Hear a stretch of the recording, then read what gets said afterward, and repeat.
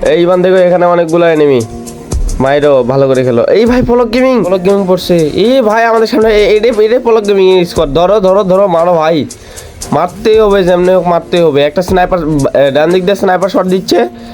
আরে সারিয়া তুমি ভাই আগে কি জন্য নখাও বলো তো? যাও রাজ দাও ভাই, রাজ দাও। এই আমার মাউস লক নল ভাই, ইভান মাইরো ভাই। আসসালামু আলাইকুম ভাই, সবাই কেমন আছেন? আশা করি সবাই ভালো আছেন। ভিডিও টাইটেল এবং থাম্বনেল দেখে অলরেডি বুঝে গেছেন আজকের ভিডিওটা কি নিয়ে হতে চলেছে। আমরা 5000 স্কোর নিয়ে স্টার্ট দিয়ে দেয় এবং আমাদের ম্যাচে পড়ে যায় পলক গেমিং। তার সাথে পড়ে 5টি হ্যাকার একই ম্যাচে। আর আমাদের সাথে এই ম্যাচে যা হয় ভাই, অন্তত আমার সাথে, এটা বিশ্বাস করার মতো ছিল না। এতবার এই কাহিনীটা হয়েছে। তো দেখতে থাকো ভিডিওটা। আর যারা এখনো সাবস্ক্রাইব করেনি অবশ্যই সাবস্ক্রাইব করে রাখবা। আর যারা এখনো লাইক করেনি অবশ্যই লাইক করে বেল আইকনটি বাজিয়ে দেবা। যারা এখন পর্যন্ত সাবস্ক্রাইব করেনি, হিট দা সাবস্ক্রাইব বাটন। আরেকটা গাইজ, আমাদের কিন্তু 1000 লাইক কমপ্লিট হয়নি। গাইজ আমাদের কিন্তু 1000 লাইক কমপ্লিট হয়নি। আমার চ্যাটার মাল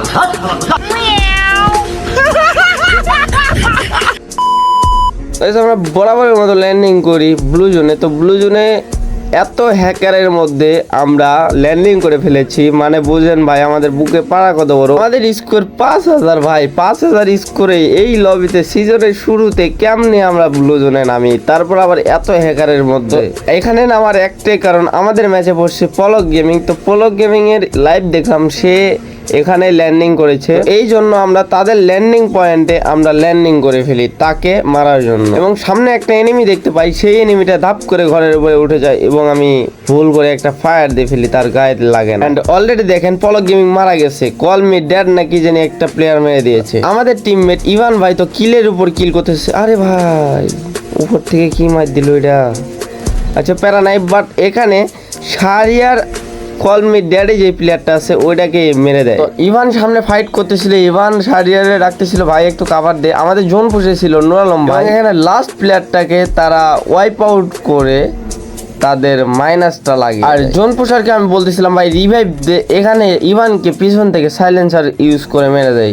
আর এখানে সারিয়ার উপরে উঠতেই তাকে হালকা পাতলা একটু ড্যামেজ দিয়ে দেয় এবং সে গুলাল মেরে মেডকিট করার চেষ্টা করে, বাট পিছন থেকে এনিমি এসে তাকে ডাউন করে দেয়। অনেক কষ্টে রিভাইভ করার পর এবং ফুল লুট করেও আমরা একটা এনিমিও পাই না। কিন্তু এখানে সামনে যদি দেখতে পারি একটা ড্রোন ছাড়ছে, কে জানি ড্রোনটা আমি ফাটানোর চেষ্টা করি, বাট তারপর আমি দেখি ডান দিকে একটা ফুল স্কোয়াড। এখানে ইভানের এইচপি ছিল না, তাকে হালকা পাতলা ট্রিটমেন্ট করে আমরা সামনে যাইতেছিলাম এবং তারা আমাদের উপর ফায়ার দিয়ে, এবং ওরা ছিল 2 জন এবং সাথে ছিল একটা স্নাইপার প্লেয়ার। ডান দিকে যেটা আছে এটা স্নাইপার প্লেয়ার এবং বাম দিকে যেটা আছে এটা নর্মাল প্লেয়ার। আমি বারবার গুলি মারতেছিলাম এবং তারা আমার সামনে গুলাল মেরে দিচ্ছিল এবং সাথে সাথে সারিয়ার নক হয়ে যায়। সারিয়ারকে আবারও রিভাইভ দেওয়ার পর আবারও নক হয়ে যায়, কারণ এফজিএল মেরেছিল।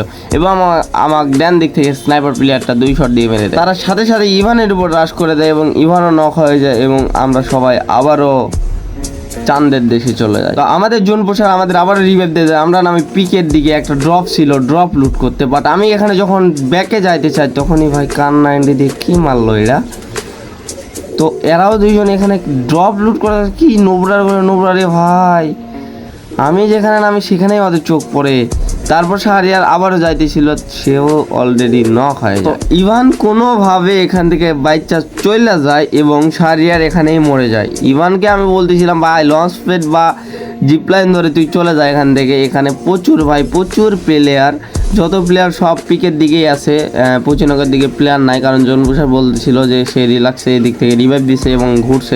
ইভান আমাকে রিভাইভ দেওয়ার চেষ্টা করতেছিল, বাট তার কাছে টোকেন নাই। তো ওখানে জনপুষারে বলতেছিলাম তুমি রিভাইভ দাও, তখন জনপুষার রিভাইভ দিতে যাই। আর ইভান এদিকে আসার পর বুঝতে পারে যে একটা এনিমি আছে। তো এনিমিটা সে খুঁজতে থাকে যে কোথায় পায়ের শব্দ পাইছে। আর আমাদের জনপুষার এখানে রিভাইভ পয়েন্টে বসে যায়। আর ইভান এনিমিটা দেখতে পায় না, বাট পায়ের শব্দ ঠিকই পাইতেছে। আমি বলতেছি ভাই ওইটারে কেমনে হোক মারবি না, রিভাইভ দিবি না, এলে পালা ভাই। ওরে বলতেছি পালা, বাট ও পালাইতেছে না। ও বলতেছে আমি এনিমিটারে মারবো। তারপর হঠাৎ করে সামনে এসে চলে আসে এবং স্নাইপার দিয়ে এক শট দিয়ে দেয়। তারপরে ভাই একটু পর বোঝা যায় যে এটা পলক গেমিং তারে মাইরা দিচ্ছে ভাই। তারপর আমাদের পুষার আমাদের আবারও রিভাইভ পয়েন্টে বসে রিভাইভ দিয়ে দেয়। তারপর আমরা আবারও ল্যান্ডিং করি আমাদের লুট বক্সে। সারিয়ারও সেখানেই ল্যান্ডিং করে, বাট সারিয়ারে দেখো ভাই নামার সঙ্গে সঙ্গে স্পিন নাই করে দিয়েছে এবং আমি পালাইতে চেষ্টা করতেছিলাম, কিন্তু সারিয়ার নক কিন্তু গুলাল মারার সঙ্গে সঙ্গে হ্যাকারে ক্লিয়ার করে দেয়, কারণ তার কাছে ছিল সাইলেন্সার ক্যারেক্টার। তো তোমরা মিউজিকের সঙ্গে এনজয় করো এবং দেখো আমরা বুইয়া নিতে পারি কিনা। পলক গেমিং একের পর এক কিল করতে আছে। পলক গেমিং কোন সাইডে আছে, কি করতেছে আমরা জানি না, বাট আমরা র্যান্ডমলি ঘুরতেছি। আমরা আছি 3 জন, শাহরিয়ার নাই। সো তোমরা মিউজিকের সাথে এনজয় করো এবং ভিডিওটা দেখো।